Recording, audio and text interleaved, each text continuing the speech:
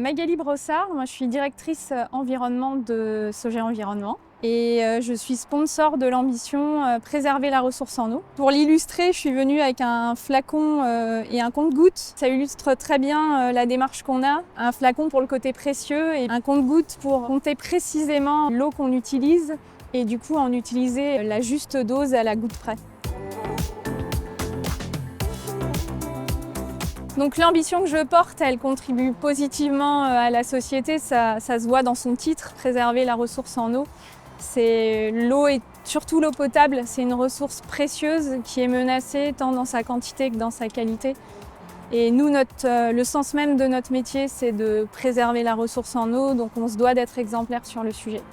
L'enjeu majeur de la délégation sur le sujet de l'eau, c'est lié à notre process de rinçage et de désinfection de canalisation d'eau potable, puisque c'est là-dessus qu'on consomme 90% de notre consommation d'eau potable. D'ici 2030, on veut réduire de 30% notre consommation totale d'eau et ça passera par réduire de moitié la consommation qui est utilisée pour le rinçage et la désinfection des conduites. Pour mener à bien notre ambition, on a eu plusieurs difficultés. La première, ça a été de bien cerner le sujet et de mesurer nos consommations. Et puis après, la difficulté principale, elle réside dans les habitudes, à la fois en interne de nos équipes et de nos clients, donc qui peuvent être réticents à ce qu'on revoie les protocoles de rinçage et de désinfection. Donc il faut convaincre pour pouvoir changer un peu les habitudes en interne comme en externe. Il y a une attention particulière de nos équipes et de nos clients sur la qualité de l'eau avant qu'on raccorde nos réseaux.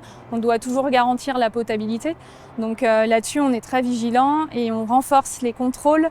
On utilise des systèmes d'autocontrôle en interne pour garantir en tout temps que le changement de nos protocoles n'altérera pas la qualité de nos prestations. Alors aujourd'hui, on a fait des tests de solutions à plusieurs endroits. On a testé des protocoles revus sur chantier. On s'est aussi beaucoup amélioré dans la mesure puisque c'était un sujet déjà de savoir ce qu'on consommait dans nos process comme eau potable. C'est un sujet qui a mobilisé sur tout le territoire.